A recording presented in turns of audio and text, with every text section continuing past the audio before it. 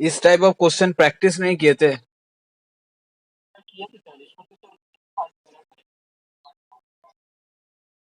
ठीक है,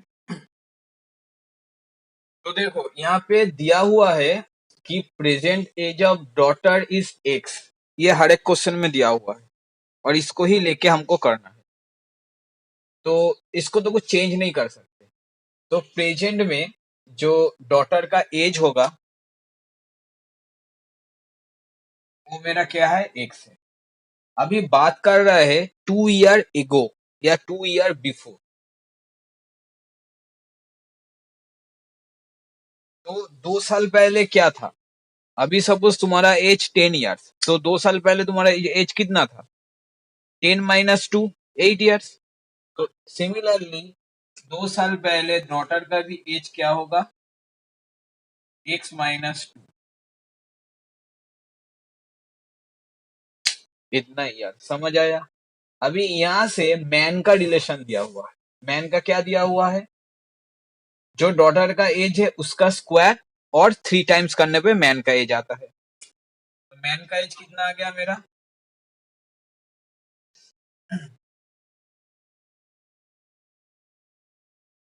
क्लियर हुआ? यही तो बोला गया है। हाँ, 3 times of the square of the daughter age. तो 3 times square of the daughter age हमने वो भी किया।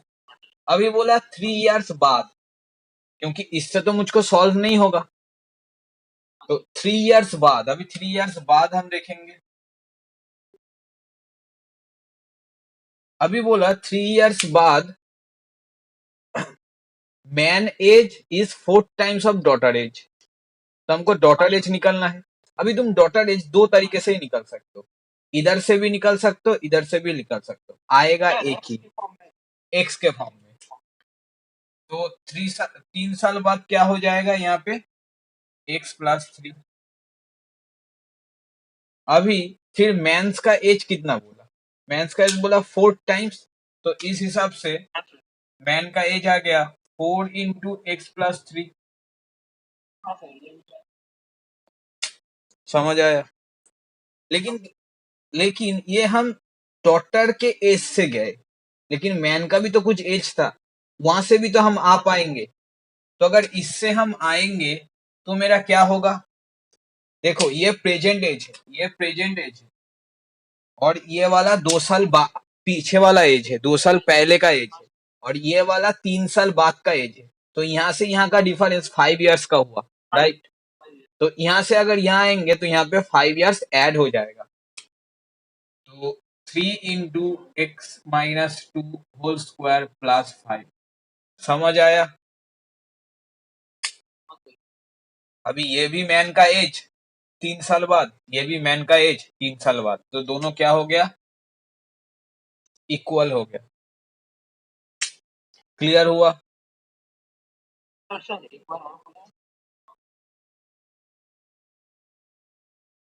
ये यहाँ तक समझ आया ना? 4 टाइम्स जो क्वेश्चन में दिया हुआ है। अभी प्रेजेंट में मैन का एज कितना है मुझको मालूम है? प्रेजेंट में नहीं मालूम है मुझको। क्या मालूम है? मैन का एज 2 साल पहले का क्या था। तो 2 साल से प्रेजेंट और उसके बाद 3 साल, तो टोटल 5 साल हुआ क्या? हाँ, तो इससे हमने ये निकाला 5 ईयर्स बाद क्या होगा। ये उस साल का एज था 2 साल पहले, अभी 5 साल बाद क्या होगा, तो +5 किए। तो ये भी तो अगर प्रेजेंट के रेस्पेक्ट में कैलकुलेट करें तो 3 साल बाद मैन का एज, और यहाँ से भी हम 3 साल बाद मैन का एज निकाले, तो दोनों ही मैन का एज है, तो दोनों इक्वल होना चाहिए। ठीक है, अभी सिर्फ इसको सॉल्व करना है। ठीक है, देखो पहले ये वाला पार्ट लिखते हैं, क्योंकि यहाँ पे स्क्वायर आएगा तो क्वाड्रेटिक फॉर्मेट होगा। तो 3 × X² प्लस, नहीं, इसको सिंप्लीफाई करके लाना पड़ेगा, उसके बाद सॉल्व करेंगे तब आंसर आएगा। तो X² +4 -4x यही होगा, राइट? A² + B² -2ab, और यहाँ पे +5, और ये वाला क्या, 4x + 12। तो यहाँ पे 3x² plus 12 minus 12x plus 5 equal to 4x plus 12। Clear? अभी दोनों साइड में प्लस 12 है तो ये कट गया, तो ये 3x², ये इस साइड आएगा तो -16x प्लस 5 इक्वल टू 0। क्या यही है आंसर? क्या?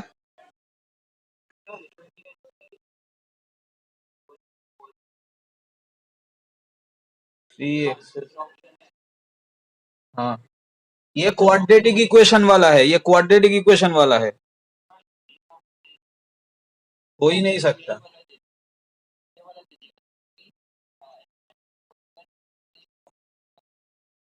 मतलब ये वाला, हाँ, तो वो लोग सिंप्लीफाई नहीं किए थे।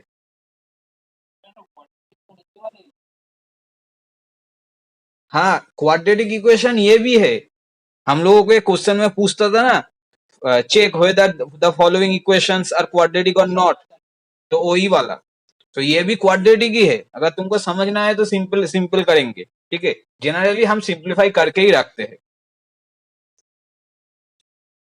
तो समझ आया? तो पहले वाले का पूछा, मोस्ट प्रोबेबली ये वाला कुछ कि मैन का एज कितना होगा 2 साल पहले इन टर्म्स ऑफ एक्स, तो 2 साल पहले मैन का एज ये वाला होगा, ये वाला एक आंसर है। समझ आया? दूसरा वाला पूछा मैन का age after 4 years, after 3 years in term of X, तो ये वाला आंसर होगा 4 × x + 3। अच्छा, और तीसरा वाला पूछा कि प्रेजेंट में कितना है, तो प्रेजेंट में कितना है तो ये तो सॉल्व करना पड़ेगा, उसके बाद ही निकलेगा, ठीक है। तो यहाँ पे क्या है, यहाँ पे है 3 5 15 प्लस करके आना पड़ेगा, तो 15 और 16, 15 और 1 ये दोनों आएगा।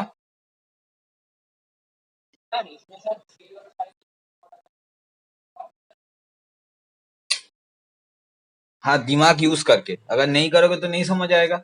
यहाँ पे 16 है और यहाँ पे 3 और 5 है, तो 3 5 15, अगर उसको ब्रेक करेंगे तो 3 5 ही आएगा, प्लस करके कभी 16 आता है, तो 15 1 से 15, तो 15 + 1 16।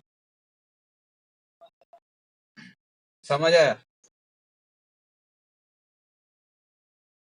तो अभी यहाँ से दो आंसर आया, इसको सॉल्व करना, सॉल्व करने के बाद एक 15 आएगा और एक 1 आएगा, और दोनों ही प्लस में आएगा।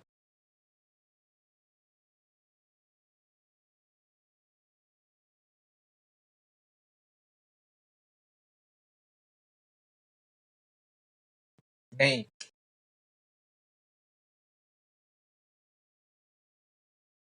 एक 5 आएगा और एक 1/3 आएगा, दोनों ही प्लस में आएगा। एक 5 आएगा, एक 1/3 आएगा, दोनों ही प्लस में आएगा। हाँ, अभी तुम बोलो आंसर क्या होगा। यहाँ पे जो एक्स है वो सॉन्स का एज है, राइट?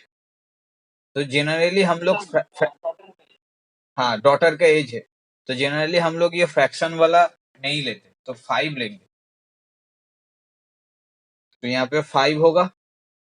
तो अगर इधर 5 हुआ तो अभी तुम किसी से भी कर सकते हो, इधर से पहले जाओ या उधर से बाद में आओ, तो इधर वाला सिंप्लीफाई है तो इधर से निकाल लेंगे, तो यहाँ पे अगर 5 बैठाएंगे तो 5 6 7 8, राइट? 4 8 जा तो ये 32। अभी कितने साल पीछे गए थे प्रेजेंट से? 3 साल, तो 3 साल पीछे आ जाएंगे, तो 3 साल पीछे आने पे क्या हो जाएगा मैंस का एज? आंसर क्या 29 है?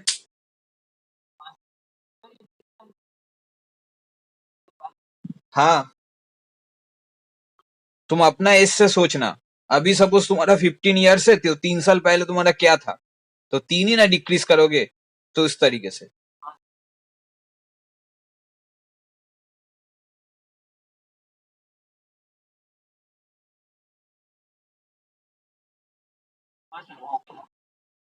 क्लियर हुआ? तो इस तरीके से करना है, दिमाग नहीं लगाओगे तो नहीं होगा। कौन सा वाले? हाँ, वो प्रॉब्लम तभी जाएगा जब तुम एक सम को 5 आवर्स 6 आवर्स स्पेंड करोगे तब, नहीं तो प्रॉब्लम हमेशा रहेगा। प्रैक्टिस करने का मतलब ये नहीं कि सम देखे करे और अगर नहीं आ रहा है तो देख लिए एक बार कैसे होता है और फिर करे, इसका मतलब प्रैक्टिस नहीं है। प्रैक्टिस का मतलब होता है हम देखे, हमसे हो गया तो अच्छी बात है, अगर नहीं हो रहा है तो उस सम को हमको दिमाग लगाना है। एक बार सॉल्यूशन देख के या एक बार ये याद करके ये कैसे हो रहा है, नहीं नहीं मैं कह रहा हूँ, सॉल्यूशन देख के या याद करके कर लेंगे तो उसमें कोई फायदा नहीं है, उसमें दिमाग लगाना पड़ेगा। जैसे ये हमको ये वाला वैल्यू मिल रहा है लेकिन हमको ये वाला चाहिए, तो हमने दिमाग लगाया, कैसे लगाया? अभी सपोज हमारा एज 15 है, 3 साल पहले क्या था, तो हम 3 माइनस किए। समझ आया ना, ये कॉमन सेंस वाली बात है, तभी मैथ सिंप्लीफाई होता है।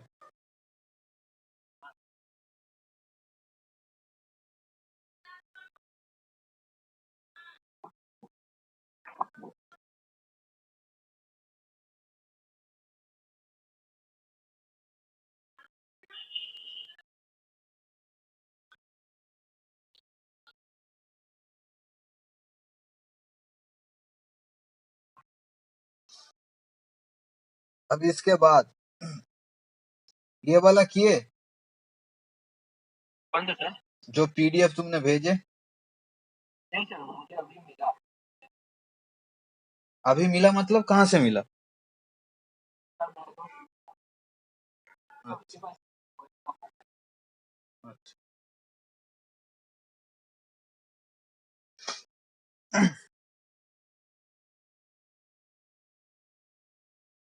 तो करो फर्स्ट वाला करो, मैट्रिक्स तो पता है ना?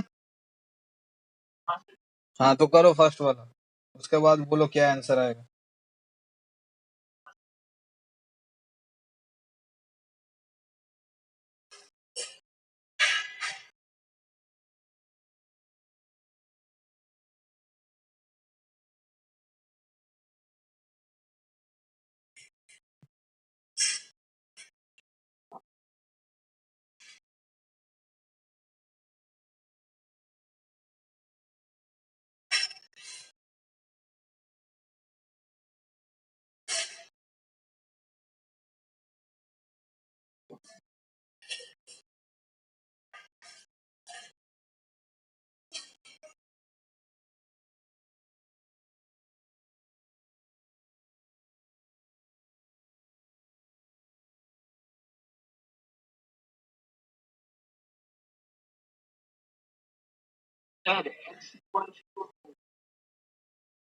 x = 2। चलो फिर कर लेते हैं।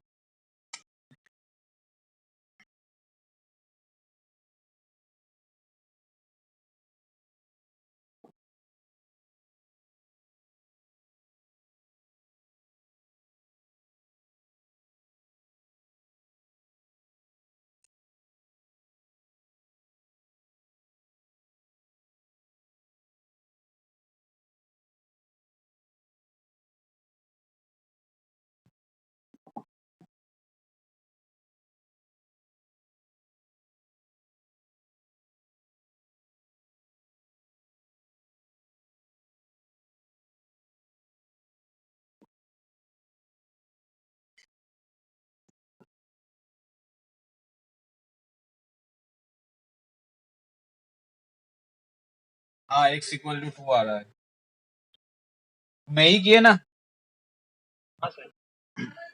उसके बाद वाला इंटरेस्ट रेट,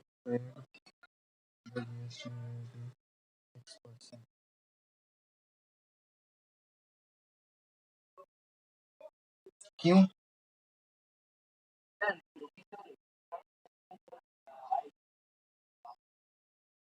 इंटरेस्ट रेट के लिए आईजीएसटी लगेगा,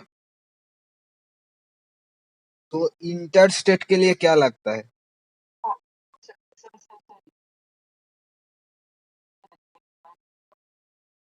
समझ आया?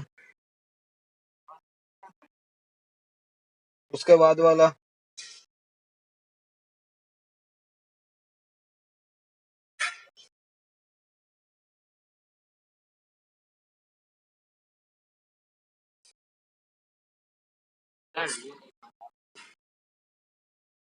ट्रायंगल किसको कहते हैं?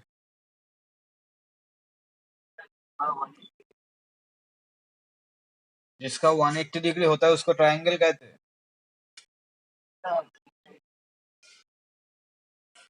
क्या ये ट्रायंगल है?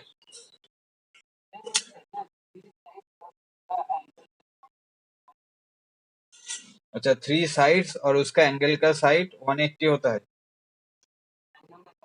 सम। ये ट्रायंगल कितने टाइप्स का होता है?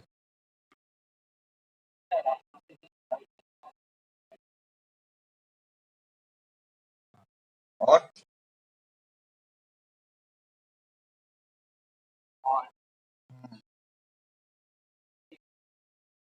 और बहुत सारा है। कितना है टोटल, कितना है?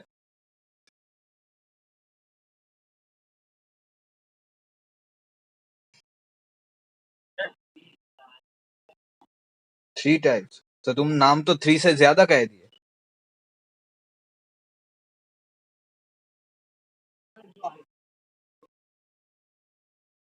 वो आइसोसेलिस वाला 90 होता है।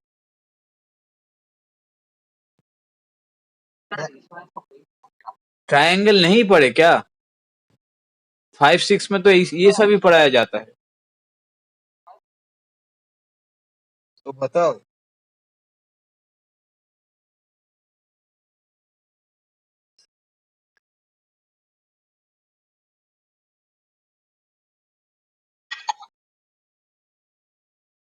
ट्रायंगल को दो कैटेगरी में हम डिवाइड करते हैं, समझ आया? एक होता है अकॉर्डिंग टू साइड, दूसरा होता है अकॉर्डिंग टू एंगल। समझ आया?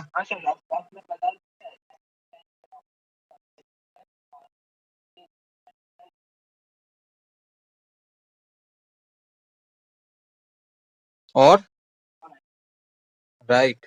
अभी इसमें से आइसोसेलिस ट्रायंगल क्या होता है?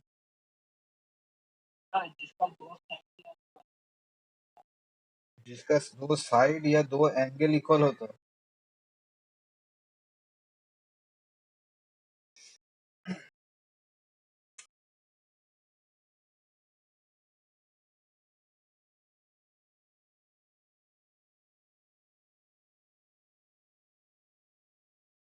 ये वाला कौन सा वाला ट्रायंगल है?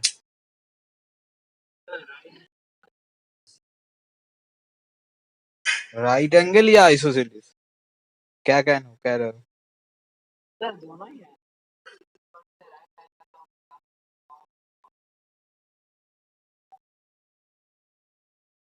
This is a special type of triangle. इसका पूरा नाम होता है आइसोसेलिस राइट एंगल ट्रायंगल। समझ आया? आइसोसेलिस का मतलब ये नहीं होता कि दो एंगल इक्वल है। आइसोसेलिस का मतलब ये होता है दो साइड इक्वल है, क्योंकि उसको हमने साइड के रेस्पेक्ट में क्लासिफाई किया। समझ आया? एंगल के लिए acute angle, right angle triangle and obtuse angle. समझ आया?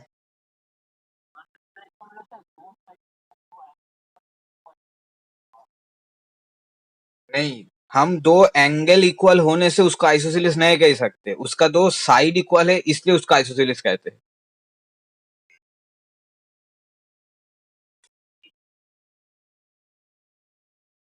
सपोज ये वाला साइड इससे इक्वल है, तो दिस वन इज आइसोसेलिस।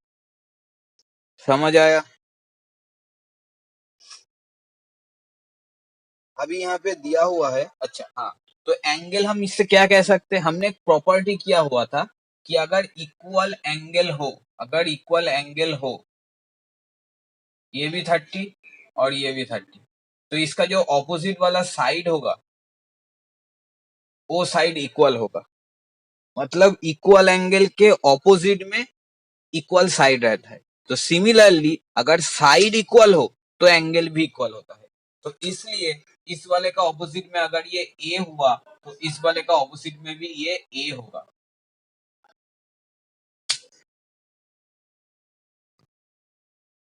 समझ आया?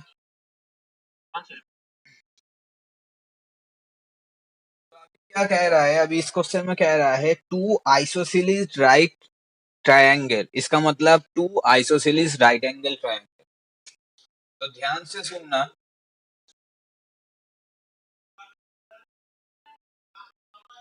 राइट एंगल बोला तो ये 90 डिग्री, ये 90 डिग्री होगा, राइट? समझ आया? अभी यहाँ पे सिर्फ राइट एंगल नहीं बोला, बोला आइसोसेलेस राइट एंगल, मतलब ये साइड और ये साइड इक्वल होगा। तो अगर ये साइड इक्वल होगा तो ये एंगल और ये एंगल भी इक्वल होगा, राइट?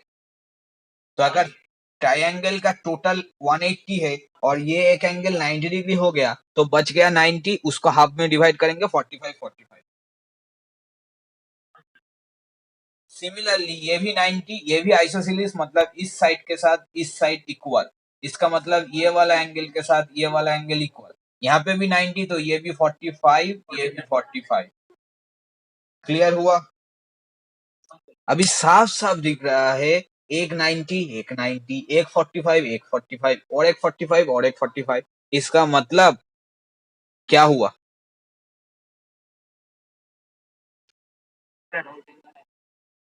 हाँ, तो चार्ट ऑप्शन में से क्या हुआ?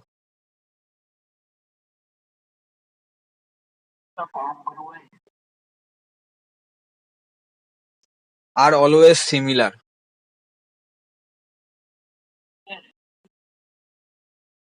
अगर सिमिलरिटी में हम दो एंगल को इक्वल दिखा दे, मतलब एंगल एंगल प्रॉपर्टीज लगाए या एंगल एंगल एंगल, तुम जो भी कहो, तो क्या हम उसको सिमिलर कह पाएंगे?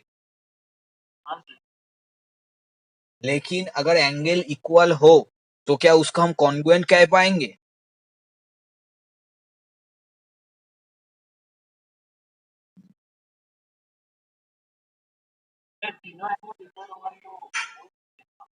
एकदम राइट, तुमने बहुत बढ़िया आंसर दिया।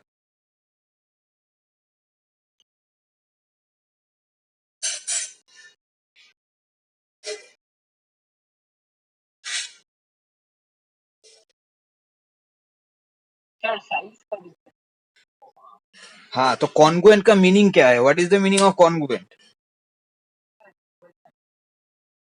हाँ, तो हमको ये और ये इक्वल लग रहा है, मतलब तुमको ये और ये इक्वल लगता है।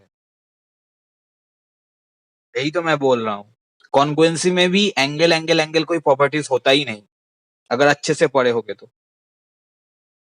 और वहां पे एक क्वेश्चन भी आता है, वहां पे ये क्वेश्चन भी आता है कॉन्ग्रुएंसी में, क्यों एंगल एंगल एंगल नहीं होगा? हम साइड साइड साइड यूज करते हैं, एंगल एंगल साइड यूज करते हैं, साइड एंगल साइड यूज करते हैं, लेकिन कभी भी एंगल एंगल एंगल कॉन्ग्रुएंसी में यूज नहीं करते। लॉजिक यही है, क्योंकि एंगल इक्वल होने पे भी साइड अलग अलग हो सकता है। मुझको नहीं पता साइड इक्वल होगा तो हम कैसे कहेंगे ये कॉन्ग्रुएंट है, लेकिन सिमिलर है हम ये कह पाएंगे। समझ आया? तो इसका आंसर क्या हो गया? 3 पार्ट ए। उसके बाद वाला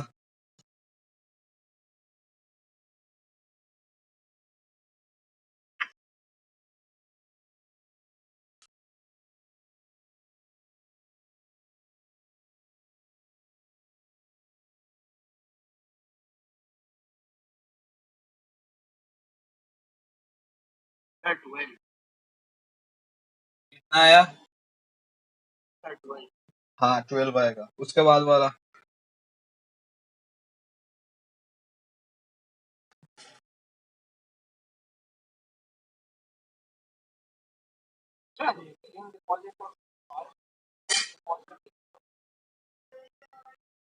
हाँ, रिकरिंग डिपॉजिट और क्यूमुलेटिव डिपॉजिट एक ही होता है। हाँ हाँ, एक ही होता है।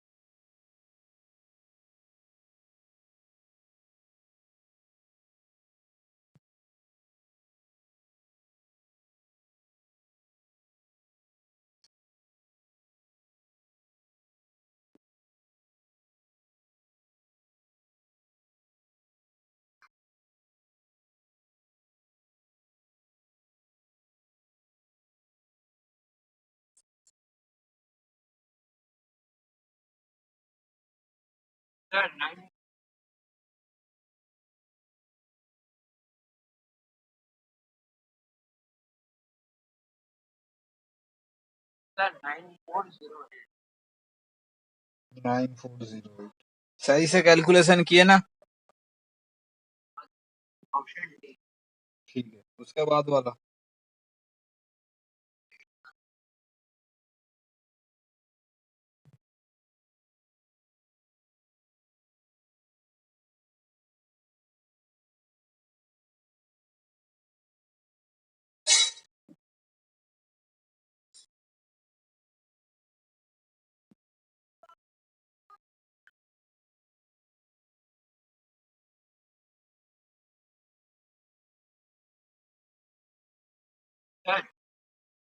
हाँ बोलो।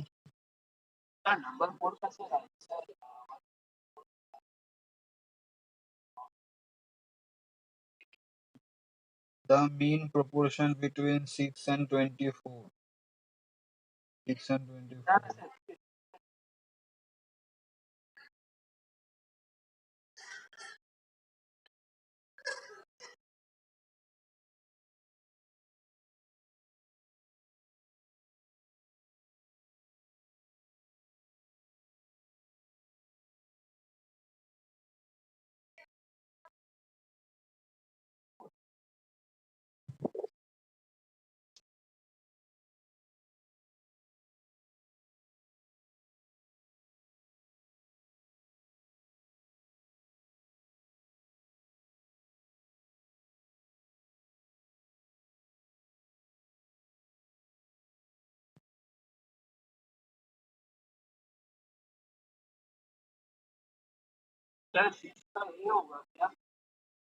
सिक्स का ए, एक सेकेंड।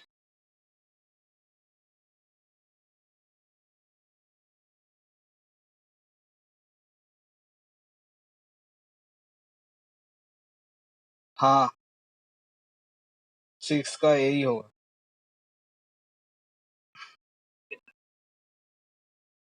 देखो,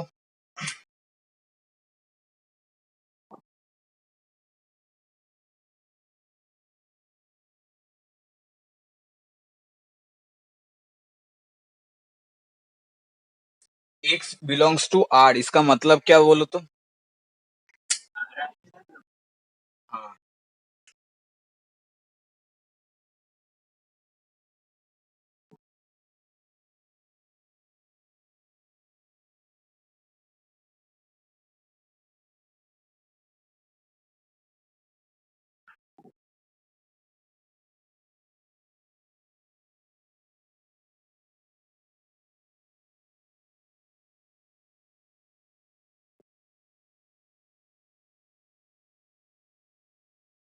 यही किए ना? उसके बाद वाला।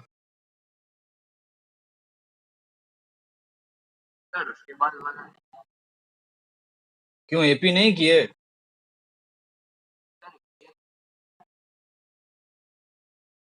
तो दिमाग लगाओ, कैसे होगा सोचो।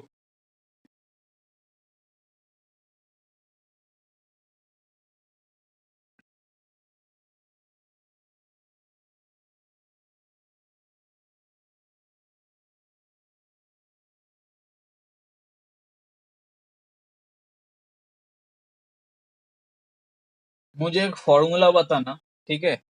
यह फॉर्मूला क्या होता है?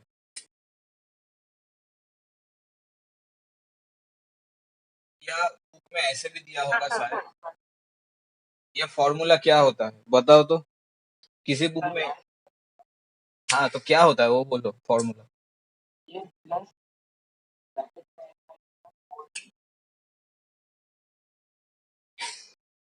यही कहना चाहते हो ना? इस फॉर्मूला को यूज किए हो कभी? हाँ हाँ, ये दोनों सेम होता है, वही तो बोला। किसी बुक में ये रहेगा, किसी बुक में ये रहेगा।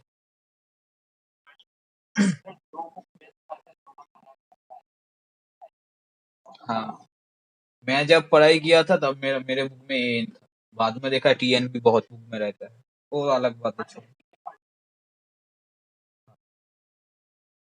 तो इसको यूज किए, ये फॉर्मूला को कैसे किए, एक एग्जाम्पल दो, किस तरीके से हम इसको यूज कर पाएंगे।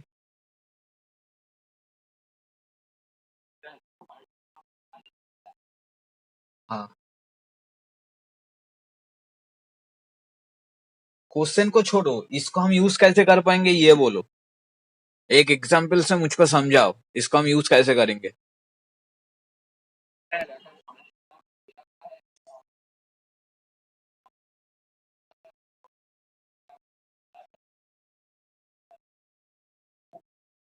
हाँ, क्या हम इससे मिडिल वाला कोई वैल्यू निकाल पाएंगे, मतलब सब फॉर एग्जाम्पल फिफ्थ टर्म या सेवेंथ टर्म ऐसा कुछ, क्या होगा बोलो तो फिफ्थ।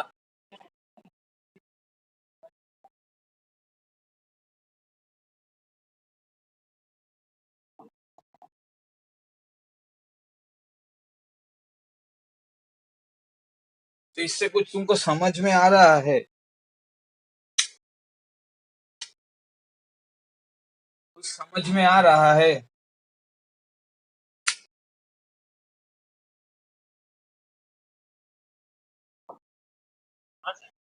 हाँ, तो अभी क्वेश्चन में ये दिया हुआ है,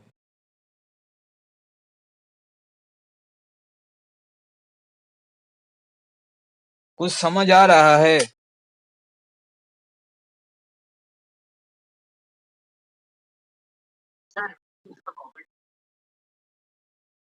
नहीं, यहाँ पे ये nth टर्म है, किसी भी टर्म को अगर हम निकालेंगे तो वहां पे उसका वैल्यू अगर बैठाएंगे तो मेरा आएगा, ये उस फॉर्मेट में सेटअप किया हुआ है। सिमिलरली ये मेरा पी टर्म है, तो यहाँ पे भी पी का वैल्यू ऐसे ही उन लोगों ने सेट करके दिया कि हम कोई भी वैल्यू बैठाएंगे तो वो हमको आंसर दे देगा। तो हमारा फर्स्ट टर्म क्या आएगा,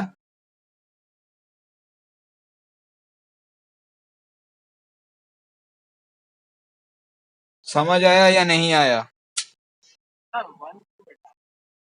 यहाँ पे तुम n का वैल्यू 7 क्यों बैठाए,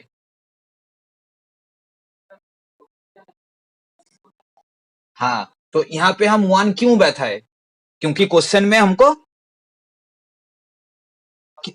हाँ क्लियर हुआ। तो दिमाग ऐसे लगाना है, कभी कभार इस फॉर्मूला से निकलेगा ऐसा कुछ मतलब नहीं है, कभी कभार तुमको ये फॉर्मूला चेंज करके दिया होगा। सपोज एन का कुछ अलग वैल्यू है जो पी में है, तो वो बैठाएंगे, कैलकुलेट किए, उसके बाद उन लोगों ने देखा 7p+1 है तो उसको ही चिपका दिए। तो तुमको भी उस तरीके से दिमाग लगाना है। उसके बाद वाला करो।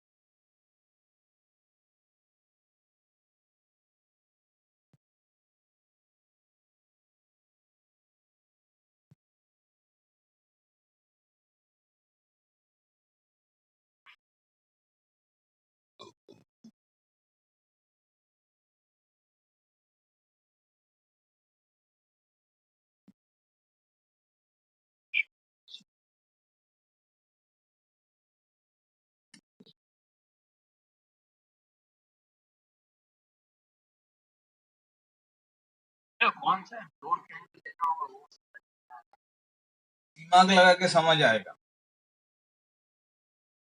अच्छा तुम ये बताओ, अगर मैं यहाँ पे बता दूंगा कि इसको लेना पड़ेगा तो तुम एग्जाम हॉल में निकाल पाओगे। हाँ, तो मैं वही कह रहा हूँ, दिमाग लगाओ, मैं तो बताऊंगा ये आंसर क्या है, खुद से दिमाग लगा सकते हो।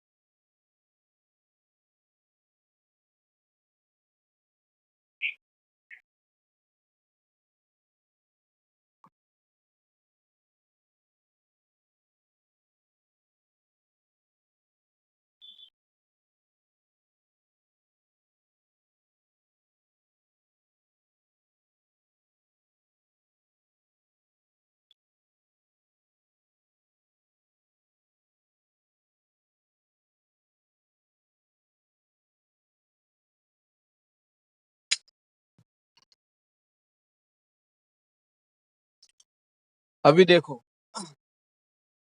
मुझको ये वाला इंफॉर्मेशन दिया हुआ है, हमने पिक्चर ड्रॉ कर लिया, मुझको ये फिगर दिख रहा है। अभी यहाँ पे बहुत सारा ट्रायंगल हो रहा है, लेकिन सिमिलरिटी प्रूव करने के लिए आइदर मुझको साइड का रेशियो चाहिए या मुझको एंगल का वैल्यू चाहिए, राइट? हाँ सर। अभी देखो यहाँ पे कहीं पे कुछ साइड का वैल्यू दिया हुआ है क्या? नहीं सर। तो साइड का वैल्यू से तो नहीं होगा। मेरे दिमाग में क्लियर क्या हो गया, अभी एंगल से ही करना है। तो देखो यहाँ पे एक 90 डिग्री दिखा रहा है, तो ये वाला भी 90 डिग्री, ये वाला भी 90 डिग्री, तो ये वाला भी 90 डिग्री। तो ट्रायंगल एक ऐसा वाला हुआ, एक लेफ्ट ओवर पोर्शन हुआ। सिमिलरली इधर से ये वाला ट्रायंगल और ये वाला ट्रायंगल, राइट? लेकिन मुझको सोचना है कि मैं किसके साथ किसको कंपैरिजन कर पाऊंगा। फॉर एग्जाम्पल मैं इस वाले ट्रायंगल के साथ इस वाले ट्रायंगल लूंगा, तो देखो दोनों साइड में 90 डिग्री तो मुझको मिल रहा है, राइट? दूसरा कोई एंगल मिल रहा है क्या? मुझको पता है ए सी से इक्वल होगा या बी दोनों इक्वल है, ये तो मुझको पता नहीं है, क्योंकि मैंने पहले ही बोला परपेंडिकुलर मतलब ये नहीं कि ये बाइसेक्टर है। समझ आया ना? बहुत सारे स्टूडेंट के यही कंफ्यूजन रहता है, परपेंडिकुलर मतलब बाइसेक्टर। नो, अगर जब तक नहीं कहा गया वो बाइसेक्टर नहीं है, तो मुझको पता नहीं। तो सिमिलरली अगर हाँ तो बोल देगा, बोल देने के बाद हम उसको कंसिडर कर पाएंगे, उससे पहले नहीं। तो अगर हम सिमिलरली ये दोनों ट्रायंगल लेंगे तो सेम प्रॉब्लम, इसको इसको तो इक्वल कर देंगे 90 डिग्री, लेकिन मुझको नहीं पता ए के साथ ये बी वाला इक्वल है क्या, या सी ये दोनों इक्वल है क्या। समझ पाया? तो नेक्स्ट हम क्या करेंगे, इसके साथ इस वाले ट्रायंगल की कोशिश करेंगे, सिमिलर व्यापार। नहीं, इसके साथ ये वाले ट्रायंगल के करेंगे, तो यहाँ पे 90 डिग्री, इस वाले के यहाँ पे 90 डिग्री, लेकिन फिर भी सेम ही हो रहा है, दूसरा कोई एंगल कॉमन नहीं हो रहा है। तो मैं देख रहा हूँ कॉमन एक ही ट्रायंगल, मतलब दो ही ट्रायंगल है जिसमें एक चीज कॉमन है, वो क्या? ए वाला चीज। मतलब एक ट्रायंगल ये वाला ट्रायंगल और दूसरा वाला ये वाला ट्रायंगल, इन दोनों में ही 90 डिग्री है और दोनों में ही एंगल है, तो उसको ही इक्वल किए, दो ट्रायंगल हमको मिल गया, उससे हम ये वाला रिलेशन निकाल लिए, क्योंकि ये आउटपुट होगा, मैंने समझाया था। जिस जिस चीज को लेके हम सिमिलरिटी प्रूव करेंगे उसके अलावा जो रहेगा वो सब आउटपुट रहता है। तो ये वाला चीज आ गया, यहाँ तक समझ आया? अभी सिर्फ ऑप्शन चेक करना है। तो फर्स्ट वाला ऑप्शन में देखो A B into A N, तो ए बी कहाँ पे है? यहाँ पे है। ए एन कहाँ पे? यहाँ पे है। तो अगर इसके साथ इसका मल्टीप्लीकेशन हुआ तो आंसर में क्या होना चाहिए? A M into A C. तो पहले वाले में ही है A M into A C, right? तो मेरा पहला वाला आंसर हो गया इन दोनों को लेके।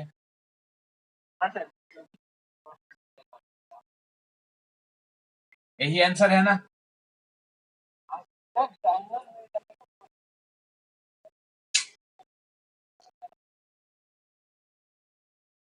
वही ढूंढना पड़ेगा कि कौन दो ट्रायंगल लेने पे हमको सिमिलरिटी प्रूफ करना आसान होगा। क्लियर हुआ ये? उसके बाद वाला करो।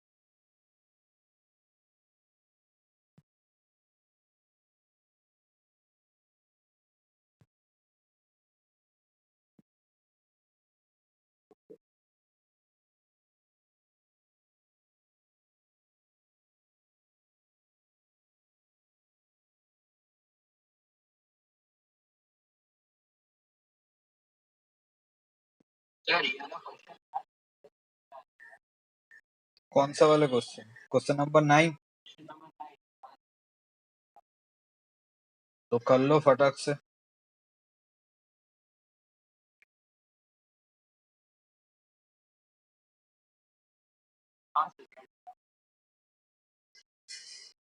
कौन सा वाला आंसर होगा फिर?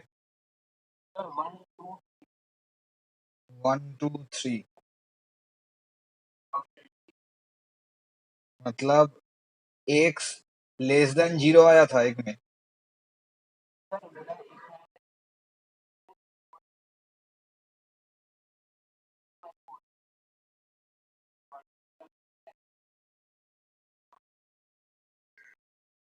ओ अच्छा, हाँ वो तो आ ही सकता है, हाँ एक्स -2, हाँ।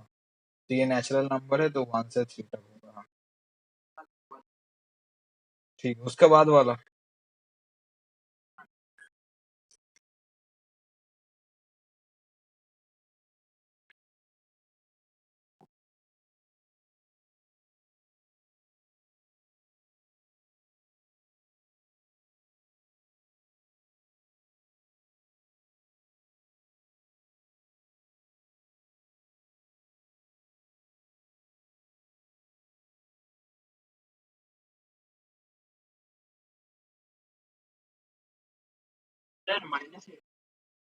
हाँ, उसके बाद वाला।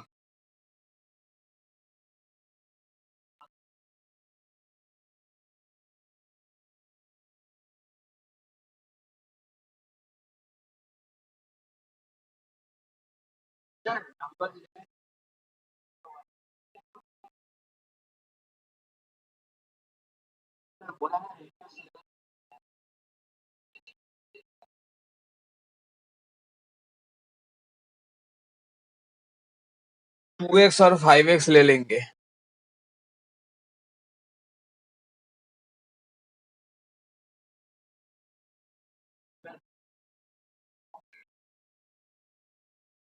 फिर ए का मालूम है, बी का मालूम है, दोनों के ऐड करेंगे। अच्छा देखो, तुमको ये समझा देते हैं, ठीक है।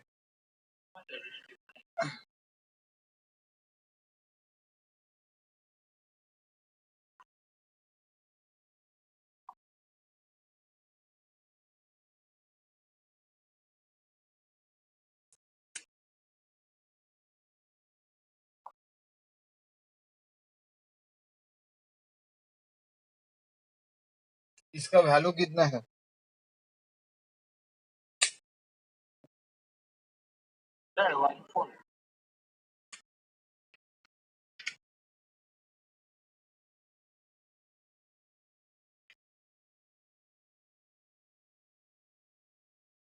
इसका वैल्यू कितना है?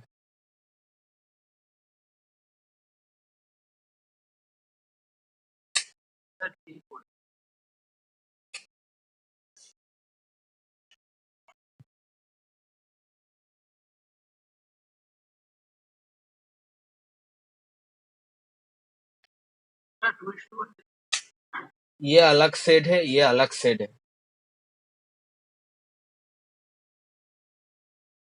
तो यहाँ पे जो 1/4 हम कह रहे हैं, ये इसके लिए जो हमको निकालना है, ठीक है, जो हमको चाहिए।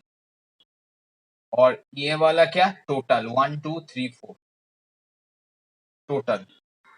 तो यहाँ पे रेशियो क्या हुआ? टोटल के साथ 1:4।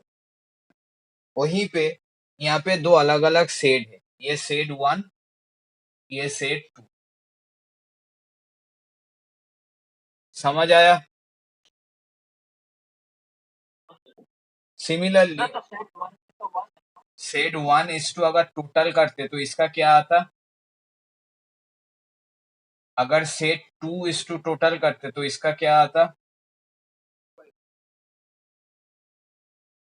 समझ पा रहे हो? तो रेशियो हम सेम क्वांटिटी के बीच में कैसे भी कर सकते हैं, ठीक है। और इसको क्या कहते हैं? ये जो हमने एक बार में निकाला, इसको क्या कहते हैं? पोर्शन कहते हैं।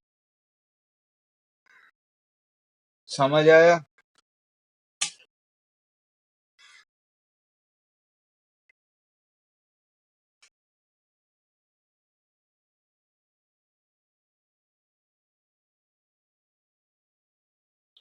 तो अभी देखो यहाँ पे कह रहा है A:B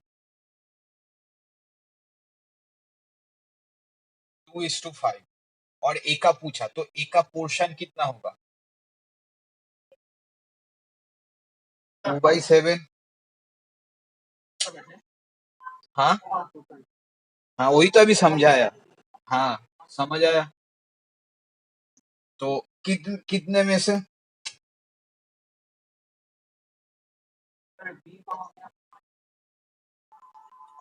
हाँ, बी का नहीं चाहिए, ए का चाहिए, इसलिए। क्लियर हुआ? ये कैलकुलेट करेंगे तो जो आंसर आएगा वो वाला आंसर। क्या इसको हम दूसरे तरीके से कर सकते थे? इसको हम दूसरे तरीके से भी कर सकते थे। कैसे? देखो, सपोज 10/15 है, तो इसका मतलब 2/3 है ना। अगर 20/30 है, तब भी तो 2/3 है। तो इसका मतलब ये 2/3 कहाँ से आया, मुझको पता नहीं, क्योंकि रेशियो कभी भी एग्जैक्ट वैल्यू नहीं देता। समझ आया? तो सिमिलरली मुझको ये जो 2:5 है, ये एग्जैक्ट वैल्यू तो नहीं है, एक रेशियो है। तो मुझको भी तो इसका एग्जैक्ट वैल्यू पता नहीं है, लेकिन मुझको इससे ये समझ आ रहा है यहाँ पे भी कुछ मल्टीपल है। कितना मल्टीपल है? 5। यहाँ पे भी कुछ मल्टीपल है। क्या मल्टीपल है? 10। तो सिमिलरली इसको हम ले पाएंगे, ए का 2x, इसका 5x। तो मेरा टोटल क्या आता है? 7x। और यहाँ पे टोटल कितना दिया हुआ है? इतना। तो according to problem 7x equal to 4760। तो x का वैल्यू मिलेगा ना, 4760 डिवाइड बाई 7। अभी जब x मिल गया तो a का वैल्यू 2 इंटू ये वाला क्वांटिटी ना, वही हमने यहाँ पे पहले लिख के रखा। यही मेरा x है। हाँ, इसलिए वो डायग्राम समझाए कि रेशियो किसके साथ किसका हो रहा है। क्लियर हुआ?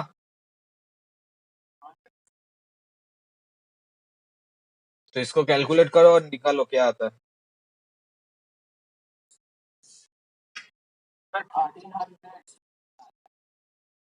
हाँ, तो वो वाला आंसर होगा। क्लियर हुआ? उसके बाद वाला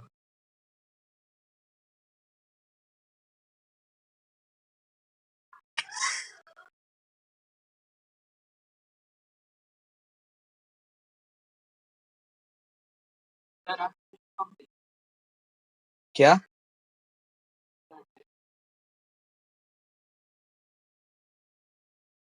टेस्ट? टेस्ट क्या लेंगे? टेस्ट तो मैंने बोला ना, ऐसे चेक करके मैं नहीं दे पाऊंगा। ये जो क्वेश्चन है यही करना पड़ेगा। कौन सा वाला है आप सुना? टूल मार्क का? अच्छा ठीक है, फिर मैं देखूंगा अगर मुझे।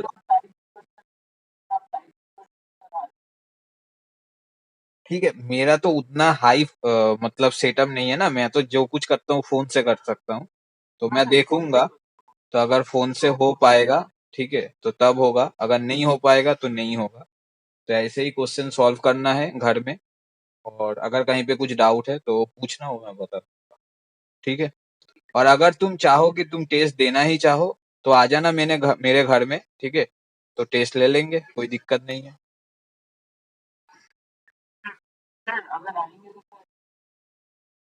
नहीं, संडे संडे नहीं होगा। जिस दिन क्लास है उस दिन ही आना पड़ेगा। तुम उस टाइम में ना आओ, बाद में आओ, वो चलेगा, लेकिन जो 2 दिन है उस 2 दिन में ही एक दिन आना पड़ेगा।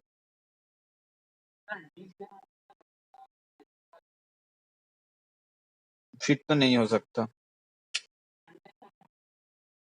लेकिन मैं फ्री नहीं रहता ना, इसलिए ही तो मेरे पास सब कुछ है, नहीं है सिर्फ टाइम। समझ आया?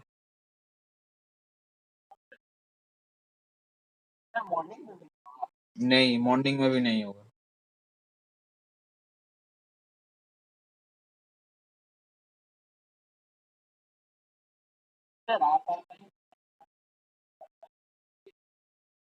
अगर आ पाते तो क्या मैं जाके नहीं पढ़ाता?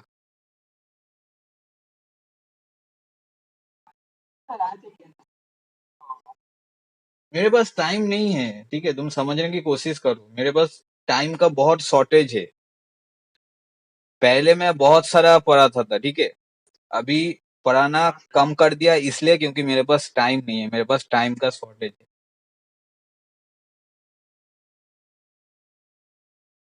क्योंकि बहुत सारे बात है, वो बात समझने की जरूरत होता है, तो वही सब समझे हम, तो उसके बाद पढ़ाना कम कर।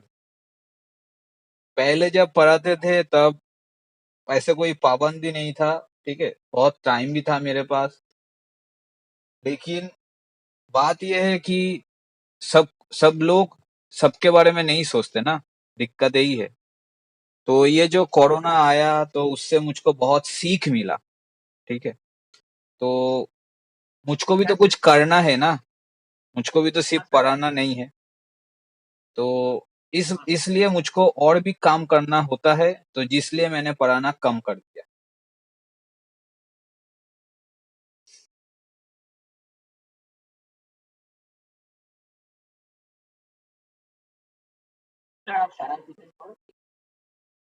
हाँ, मैंने बहुत ट्यूशन छोड़ दिया।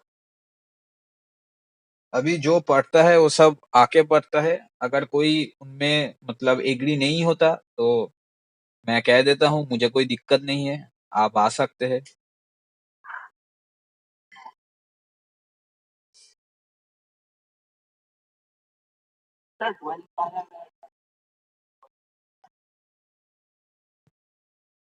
हाँ, तो एक्स का वैल्यू 2 बैठा दिया ना, और उसके बाद जीरो आएगा,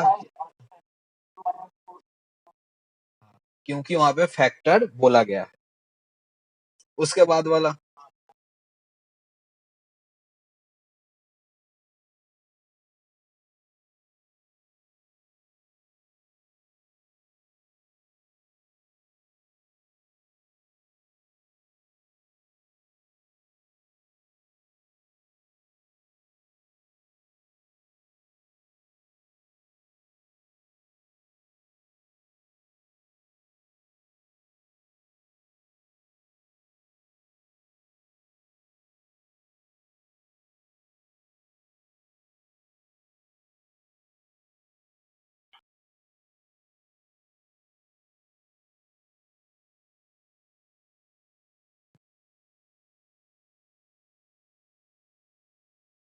एक्स इक्वल्स टू वन आया, एक्स इक्वल्स टू वन आया, एक सेकेंड।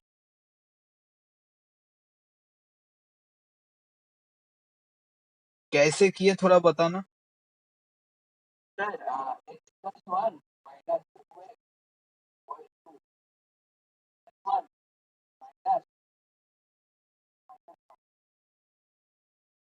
अच्छा, फिर तो ठीक।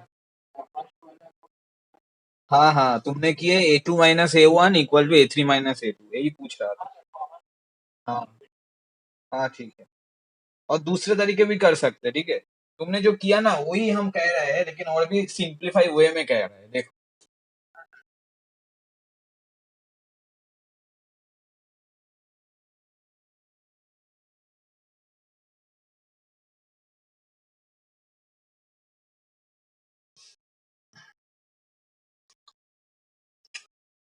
सपोज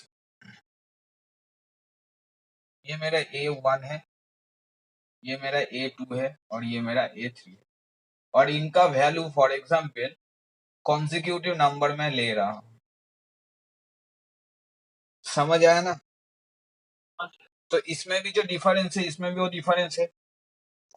तो अगर 3 कंसिक्यूटिव नंबर ऐसे रहेगा, एपी में रहेगा, ठीक है, या कंसिक्यूटिव ना भी हो तब भी चलेगा, लेकिन एपी में रहेगा, ठीक है, तो एक के बाद एक, ठीक है, तो क्या होता है, 2 + 4/2 कितना आता है, मतलब इन दोनों का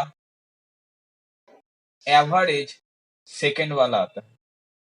समझ आया। तो हम इस तरीके से भी कर सकते हैं, 2x + 3x - 1/2 = x + 1, हम ऐसे भी कर सकते, तब भी मेरा सेम ही आंसर आएगा। क्लियर हुआ।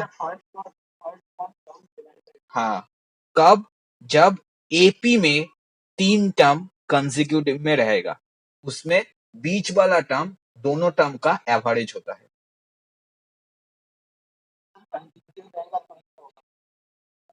हाँ, नंबर कंसेक्यूटिव नहीं होगा तब भी चलेगा, लेकिन टर्म कंसेक्यूटिव होना चाहिए। मतलब फॉर एग्जाम्पल यहाँ पे 2 है, इसके बाद 2 छोड़ दिए, ठीक है, तो यहाँ पे 4 हो जाएगा ना, उसके बाद 2 छोड़ दिए तो मेरा 6 हो जाएगा।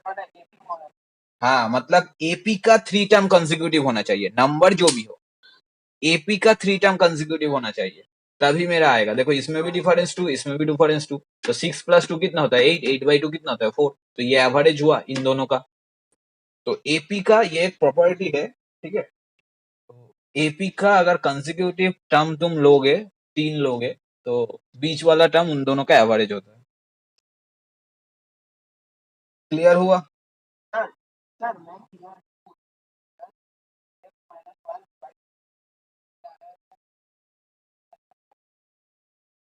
मतलब जो दिया हुआ है, जो क्वेश्चन दिया हुआ है वही कह रहे हो?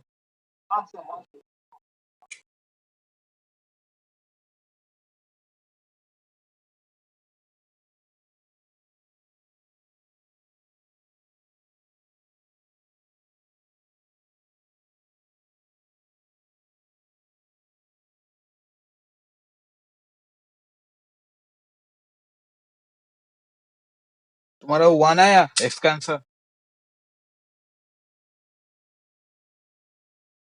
हेलो,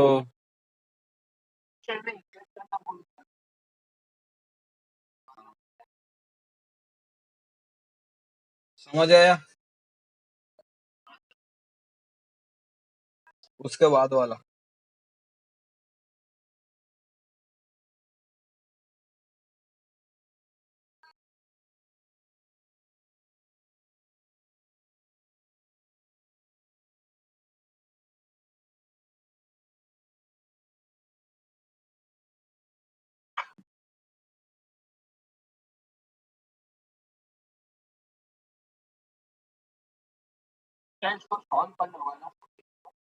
हाँ, सॉल्व करना होगा तो।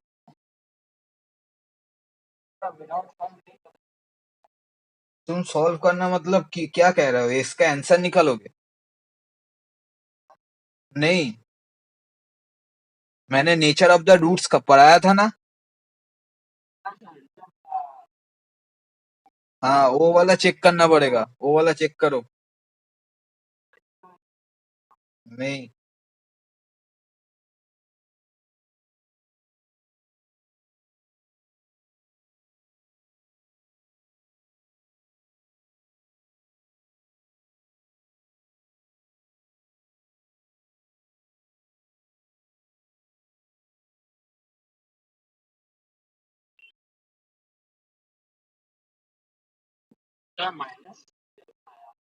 हाँ तो क्या होगा?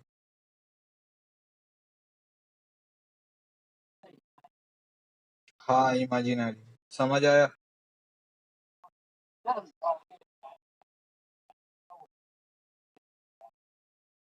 रैशनल और इरेशनल तब होता है अगर परफेक्ट स्क्वायर नंबर आए, ठीक है।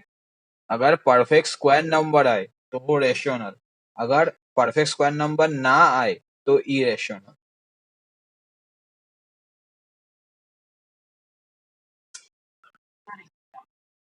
डी का वैल्यू ग्रेटर देन 0 तब भी मेरा रियल आता है। तो एक जगह मेरा डी का वैल्यू फॉर एग्जाम्पल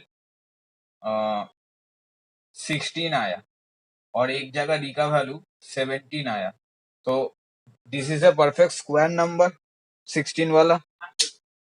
तो इसमें जो हम करेंगे वो रेशनल आएगा, और इसमें जो निकलेगा वो इरेशनल आएगा।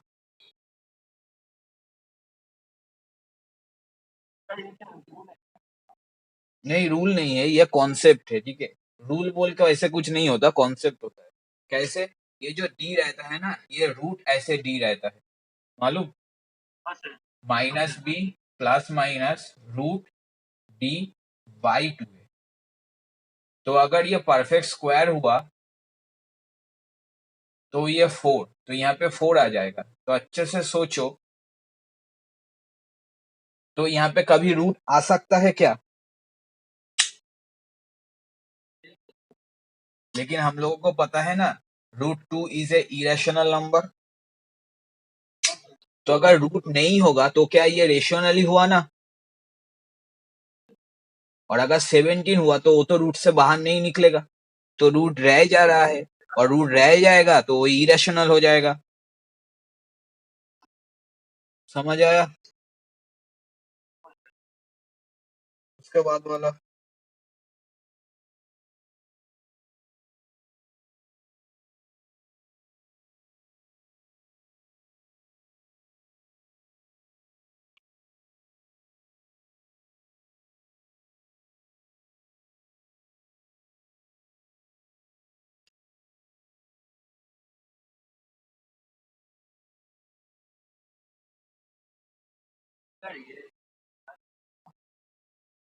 सोचो कैसे निकाले। कौन सा वाला कर रहे हैं हम? 15 ना, एक सेकंड, हाँ। सोचो कैसे निकाले। The order of matrix A is 2 into 3। The order of -3a is, बोलो। मैट्रिक्स किए हो या मैट्रिक्स नहीं किए हो? हाँ। तुम्हारा सब थे क्यों होता है? किए थे, किए थे नहीं, करो। एक प्रॉपर्टी है मैट्रिक्स। तो ये वाला क्वांटिटी स्केलर है, तो अगर ये वाला क्वांटिटी स्केलर हुआ तो स्केलर क्वांटिटी मल्टीपल करने पे ऑर्डर चेंज होता है क्या? तो अगर ऑर्डर चेंज नहीं होगा तो आंसर क्या होगा?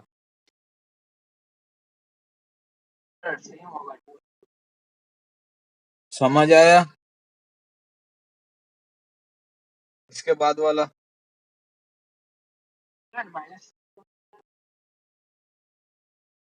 हाँ, स्केलर का मतलब क्या बोलो तो? एक यूनिट। कहाँ पे लिखा हुआ है ऐसा कुछ?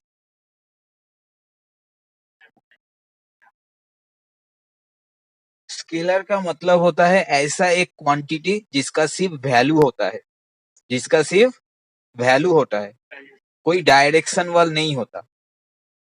क्यों नहीं होता?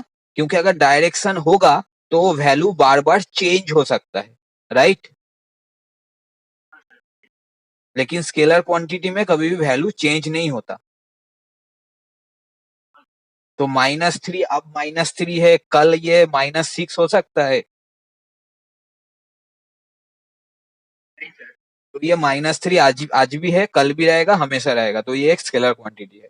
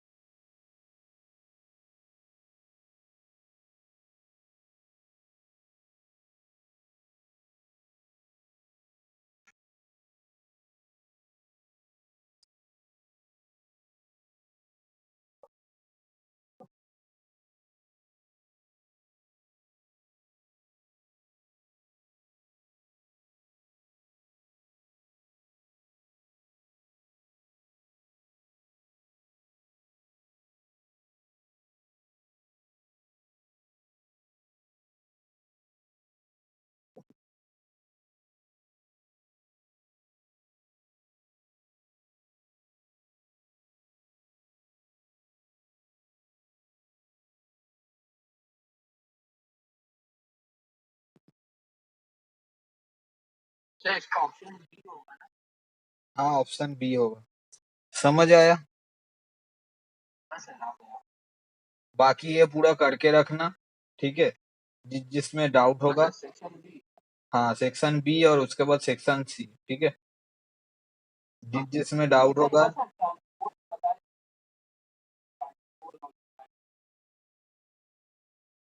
ट्रांसपोज एक किए थे ना, वहां पे कॉन्सेप्ट नहीं होता है।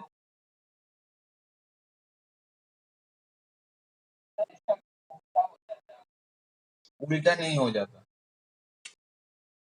देखो, दो मैट्रिक्स से समझा रहे हैं, अच्छे से समझना।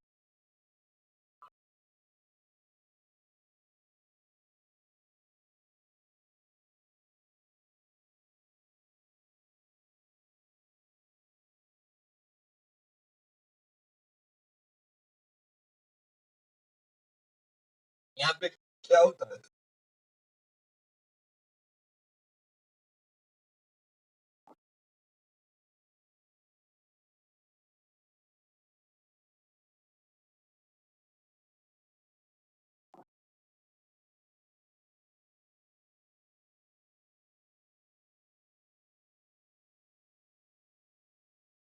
देखो ये वाला रो है ना,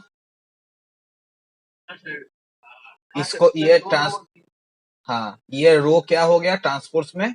कॉलम हो गया। ये वाला भी रो है, ये वाला भी कॉलम हो गया। समझ आया? और अगर तुम दूसरे तरीके से सोचना चाहते हो तो कैसे सोचोगे? ये वाला कॉलम है ना, देखो यहाँ पे ये रो हो गया। तो ट्रांसपोज का मतलब ही है आइदर रो को कलम कर दो या कलम को रो कर दो, इसलिए इसका ऑर्डर भी चेंज हो जाता है। यहाँ पे क्या हम क्या लिखते हैं? रो इंटू कलम। तो यहाँ पे 1 2, 2 रो है, कलम 1 2 3, तो इसका ऑर्डर 2 इंटू 3। तो इसका क्या होगा? रो 1 2 3। समझ आया? सिमिलर वही वहां पे एक ही चीज हुआ।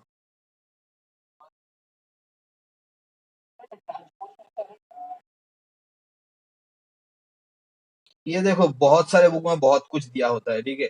कभी कभार ये डैश देके भी ट्रांसपोज दिया हुआ है, तो बुक में जो दिया हुआ है या स्कूल टीचर जो कहेंगे तो तुम वो फॉलो कर सकते हो, ठीक है। जनरली स्मॉल टी से दिखाते हैं, लेकिन मैंने ये भी दिखा हुआ है, ये भी देखा हुआ है, तो इसलिए तुम चाहो तो स्मॉल टी भी यूज कर सकते हो, कोई दिक्कत नहीं है ऐसे। समझ आया? और कुछ डाउट है? ठीक है, ये पूरा करके रखना, ठीक है। और ऐसा नहीं कि ये वाला हो जाने के बाद टाइम बच गया तो तुम और नहीं करोगे। अगर उसके बाद भी तुम्हारे पास कुछ और है जो तुम करना चाहते हो तो वो भी कर लेना। समझ आया ना? जितना करोगे उतना तुम्हारा बेनिफिट। तो करने के बाद जो डाउट आएगा तो वो डाउट हम क्लियर कर देंगे। क्लियर हुआ?